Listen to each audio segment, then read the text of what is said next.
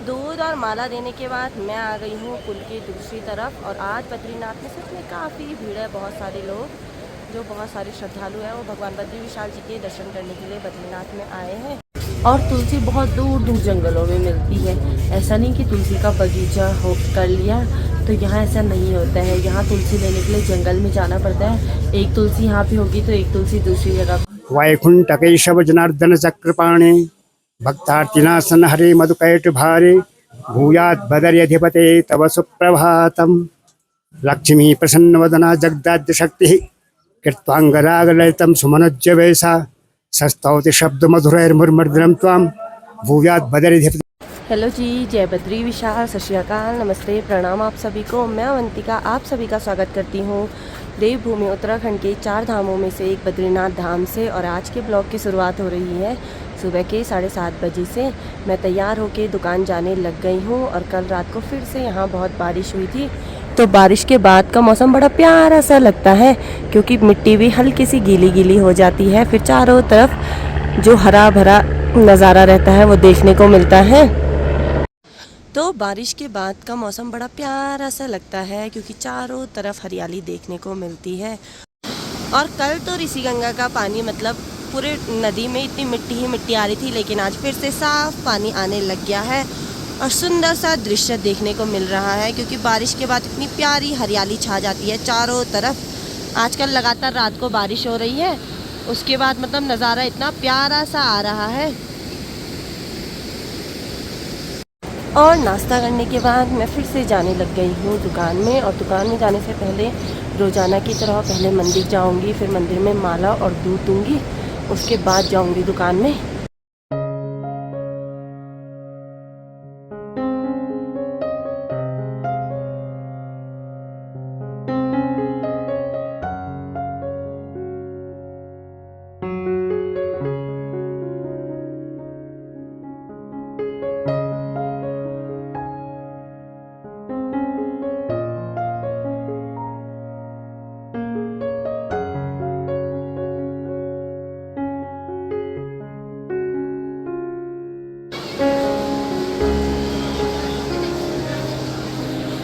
तो दूध और माला देने के बाद मैं आ गई हूँ पुल की दूसरी तरफ। और आज बद्रीनाथ में सच में काफ़ी भीड़ है, बहुत सारे लोग जो बहुत सारे श्रद्धालु हैं वो भगवान बद्री विशाल जी के दर्शन करने के लिए बद्रीनाथ में आए हैं।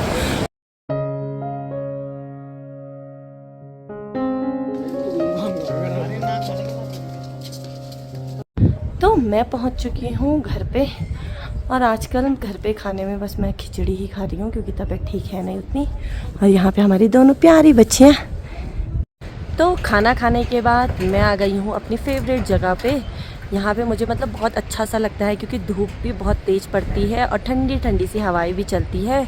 और हम लोग एक गौशाला फिर बना रहे हैं, तो आप लोगों को भी दिखाती हूँ। थोड़ा बहुत उसका काम स्टार्ट हो गया है।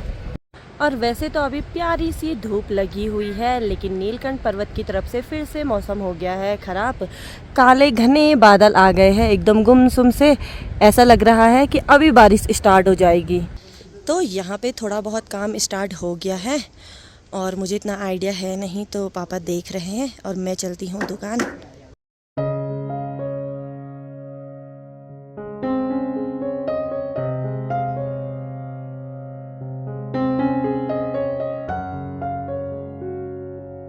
तो दिन में खाना खाने के बाद मैं फिर से आ गई हूँ मंदिर के पास में, और मंदिर में माला भी दे दी है। तो फिर से चलते हैं दुकान में। आजकल दुकान में मैं बोर हो जा रही हूँ, तो माला मैं दुकान में बनाती हूँ ज़्यादातर। और दुकान में आने के बाद मैं फिर से बनाने लग गई हूँ माला। और आज मम्मी ने मतलब मेरे को 3 प्रकार के फूल दे रखे, वो भी अलग अलग। एक तो गेंदे का है, फिर एक बुरांस की प्रजाति रहती है वो वाला है, और एक नील कमल है, जो मैंने आप लोगों को कल भी दिखाया था, तो फिर से दिखाती हूँ। तो यहाँ पे मैंने सारे फूल साथ में रखे हैं। ये हो गए नील कमल, जो कि नीलकंठ पर्वत के पास में मिलते हैं। और ये वाले फूल भी नीलकंठ पर्वत के मतलब नीलकंठ पर्वत की साइड ही मिलते हैं। तीसरे फूल दे रखे हैं मम्मी ने गेंदे के। ये तो कहीं भी मिल जाते हैं आराम से, मतलब लोगों ने अपने घरों में लगाए रहते हैं गेंदे के फूल। फिर तुलसी की बात हुई, तो अभी तो मैं माला बनाना स्टार्ट कर रही हूँ। और तुलसी बहुत दूर दूर जंगलों में मिलती है। ऐसा नहीं कि तुलसी का बगीचा हो कर लिया, तो यहाँ ऐसा नहीं होता है। यहाँ तुलसी लेने के लिए जंगल में जाना पड़ता है। एक तुलसी यहाँ पे होगी तो एक तुलसी दूसरी जगह पे, फिर ऐसे ऐसे करके तब जाके मम्मी लोग पूरा कट्टा भर के घर आते हैं तुलसी लेके। तो शाम के 5 बज चुके हैं और दिन में मैंने आप लोगों को दिखाया था कि मौसम थोड़ा बहुत ख़राब हो गया है, लेकिन अभी तेज़ी से बारिश स्टार्ट हो गई है और पूरा ही मौसम एकदम गुमसुम सा हो गया है। और बारिश के साथ साथ हल्की सी हवाएं चलनी भी स्टार्ट हो गई है। कुछ लोगों ने तो स्वेटर नहीं पहनी है, इसीलिए मैं बोलती हूँ कि जब भी आप लोग बद्रीनाथ आओ तो गर्म कपड़े साथ में लेके ज़रूर आना, क्योंकि यहाँ के मौसम का कुछ भरोसा होता है नहीं। और फिर ठंडा तो होगा ही, क्योंकि बद्रीनाथ जैसा इलाका है, चारों तरफ बर्फ़ ही बर्फ़ है पहाड़ों पे। तो अभी तक तो थोड़ी बहुत बारिश हो रही थी, लेकिन अभी बारिश इतनी तेज़ हो गई है।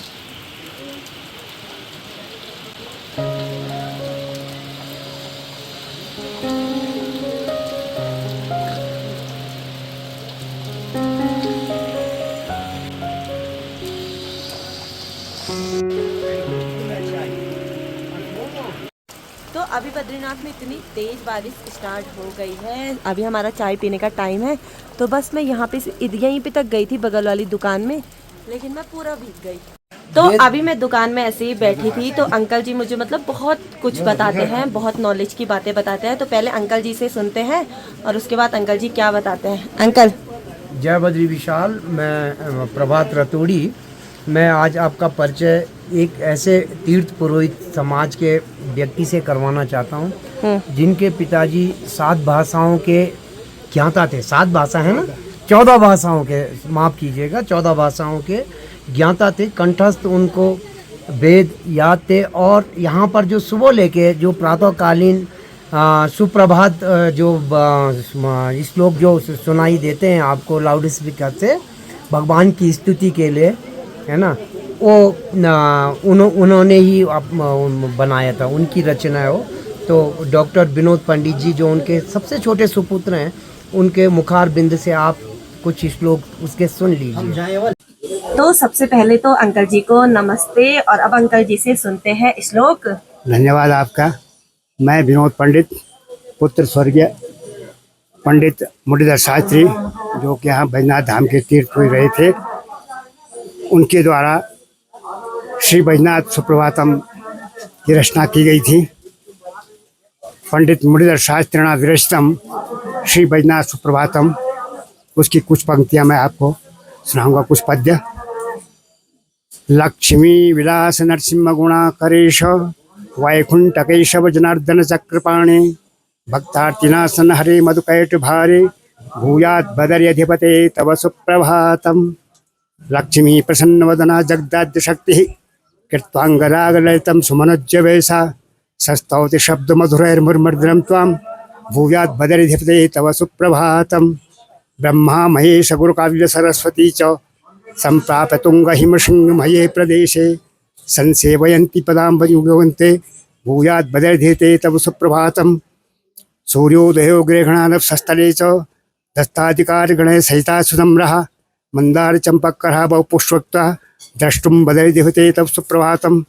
देवर्षि नारद सनंदन योगी वर्या सप्तर्षयो मरीचि वशिष्ठ मुख्या द्वारे पठन्ति सुवेद स्वम्भगाथां बद्री विशालः भद्रं करोतु सततं बद्री विशालः। धन्यवाद अंकल जी, क्योंकि बहुत कम लोगों को पता है ना कि जो पहला श्लोक है वो आपके पिताजी ने गाया है। तो मुझे बताने के लिए भी धन्यवाद, और सभी लोगों को ये श्लोक सुनाने के लिए भी आपका बहुत बहुत धन्यवाद। हाँ, ये महाभिषेक की भोर विराम में यहीं से भगवान विशाल की प्रातःकालीन नित्य पूजा सेवाओं का शुभारंभ होता है, इसी बद्रीनाथ सुप्रभातम के साथ में। धन्यवाद अंकल जी, आपका बहुत बहुत।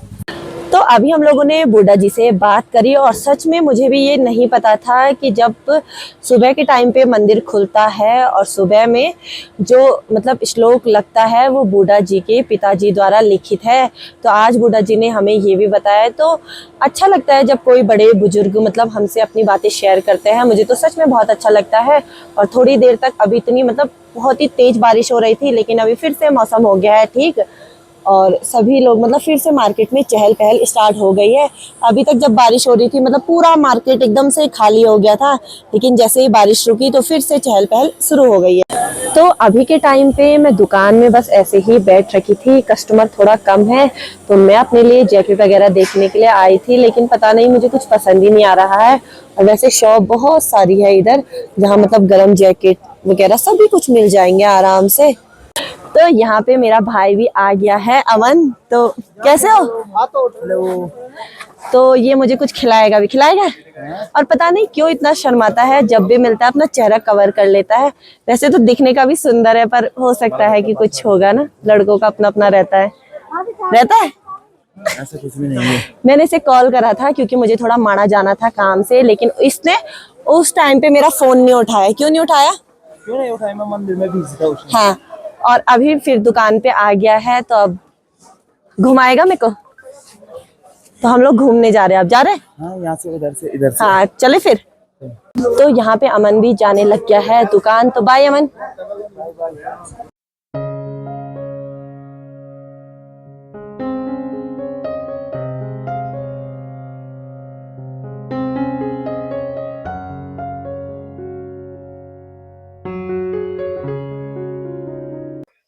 तो मैं पहुंच चुकी हूँ घर पे और अभी मम्मी यहाँ पे रोटी बना रही है। तो जैसे ही मम्मी रोटी बना देगी उसके बाद हम सभी लोग खाना खा लेंगे। तो अभी हम सभी लोगों ने खाना खा लिया है और आज मम्मी ने सभी लोगों के लिए वैसे रोटी सब्जी बनाई थी, लेकिन मेरे लिए खिचड़ी भी बनी थी। और आज मैंने थोड़ा सा सब्जी भी खा ली है क्योंकि अब तबीयत काफ़ी हद तक ठीक है।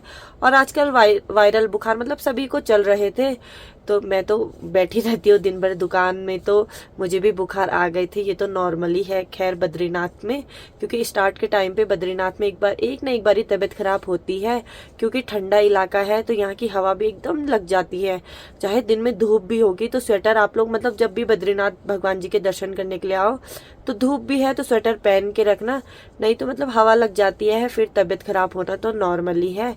और आज बूढ़ा जी ने हमें बताया कि जब भगवान बद्री विशाल जी की सुबह में मंदिर खुलता है और जो श्लोक मतलब सभी लोगों को स्पीकर के थ्रू सुनाई देता है, तो वो उनके जो पिताजी है उनके द्वारा लिखित है।